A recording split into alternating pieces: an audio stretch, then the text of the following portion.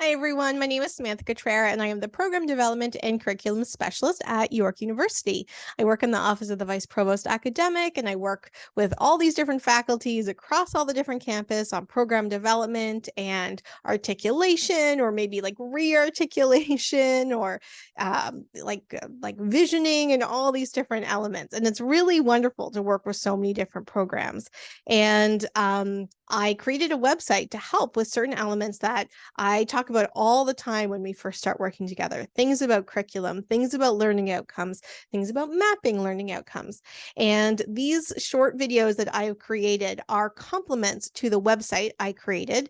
And so I've already done some videos about writing learning outcomes. However, in most of the forms that we ask for a major modification or a new program, there's a cat here if you are distracted, or the cyclical review self-studies, we usually ask for 3 different maps in relationship to learning outcomes. And so I am creating little videos that help you with those 3 different maps.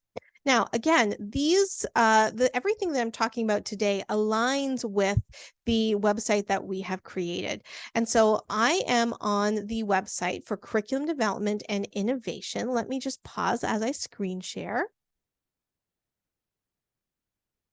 This is the Curriculum Development and Innovation website. I'm on the Learning Outcomes section under Mapping Learning Outcomes. And I have already talked about mapping learning outcomes to degree level expectations, which you can find in another video. But in this video, I want to talk about mapping program courses to program learning outcomes, also known as a curriculum map.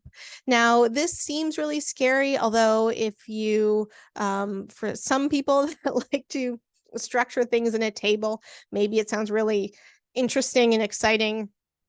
But the idea of a curriculum map is to show how the curriculum works together with your learning outcomes. This isn't about writing learning outcomes. You can go on the other videos to watch those, but how your courses map onto your learning outcomes. Now, we provide templates for all of these. Everything I show you, we have templates for, but you might find a different way to articulate this, and that is okay as long as it is clear for you. A lot of this information, we ask for 3 different tables now. A lot of this information in an older kind of generation of approaching this brought everything together in one place, which I don't think was very effective in really kind of mobilizing learning outcomes for all the things that it can do, which is really demonstrate the cohesiveness of a program and students' learning experience. So a curriculum map is essentially your learning outcomes at one of the axes. Here I have it at the top row. I actually don't know which axis this is, so feel free to fill in the blanks if you do know. And then you have the courses and additional program requirements here on the side. And then you take your course and say, does this meet this, like, does this course here, which learning outcomes does it meet? And just using this first one here, I'm saying that it meets learning outcome 1, program learning outcome 2, program learning outcome 5, program learning outcome 8, and program learning outcome 9. Now, if you have additional elements like co-ops, maybe you are articulating it specifically as a course, that makes total sense. But maybe you want to identify that more specifically and pull that out. That's also okay. But the idea is you are demonstrating how all the different program elements meet the program learning outcomes. Now, it's pretty straightforward once you see this, right? Here are things that happen all the time that I want to flag. Number 1, what I hope you can see in this mock-up here is that not every course meets every program learning outcome. And that is on purpose. If every course met every program learning outcome, then why do you have all those courses? These courses should work together. They should complement each other. This course covers this learning outcome, but then this course does the other learning outcome as a way to bring all those things together. They should all work together. So if you are saying, yeah, don't worry, my course meets all the learning outcomes for the program, do not worry, I am set, that's actually not great.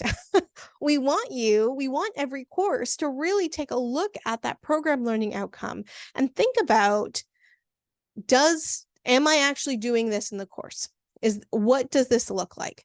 And so here, this is just kind of a simple articulation. It's just an X.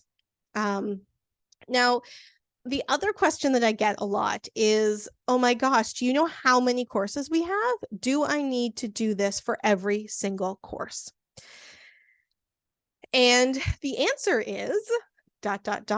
You need to be able to show that every single student in your program is going to meet every single program learning outcome when they graduate. And so if you have a set of core courses, a very solid set of core courses that go through years 1 through 4, then you don't need to map the electives because you've already demonstrated that through the core courses, every program learning outcome will be met. However, most programs do not have cores like that. They have a few core courses or required courses, but the majority of their program are electives. And so if that's the case, then yes, all of those electives will need to be mapped in order to show that all students are meeting all of the learning outcomes. Now, there could be some differentiations in that. Let's say you are saying that like students need to choose 5 electives from one of these 3 clusters, groupings of courses. Well, rather than do all 5 of those courses or all 10 or 20, however many are in that group, you can say this group of courses meets these program learning outcomes.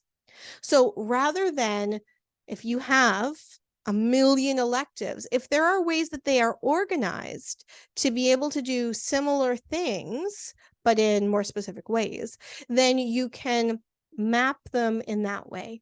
And so then that can often cut down some of the mapping of the courses because you don't need to do all of them. You can do these clusters.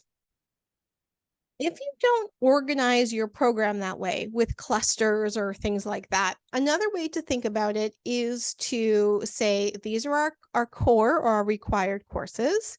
And then we have like a million electives. There are some electives that you run more than others. There are electives that are more popular than others. So you can also kind of rank them so that the ones that have the most students in them over the longest period of time are brought up. And those are the ones that you map.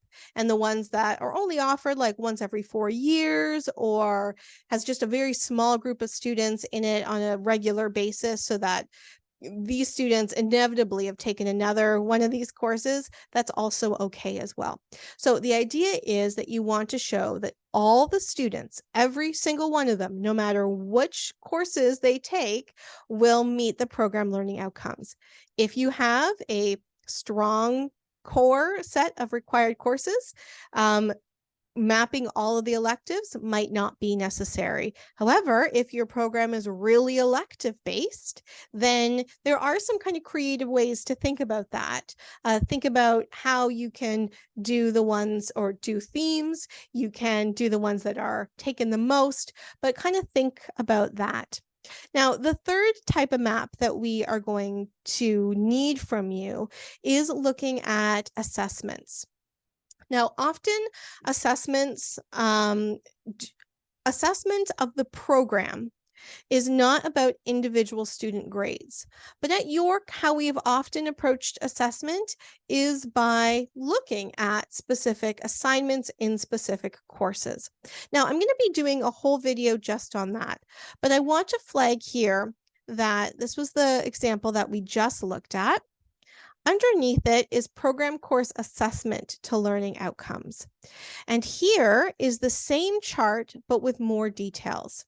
Now, I'm going to create another video on that, and I encourage you to watch that. But what I want to just flag here is that when you are having conversations with your colleagues about mapping the curriculum, there is this other more detailed level that that needs to be addressed. And so I just want to flag that in this video so that you can start thinking strategically about how to have these broader conversations. So the X's is a really great way to provide map for your program. We also need to talk about assessment. I'm going to create another video about that. And that is part of how you're having these conversations with colleagues potentially. So make sure you watch that video, but also browse the website for more. Bye.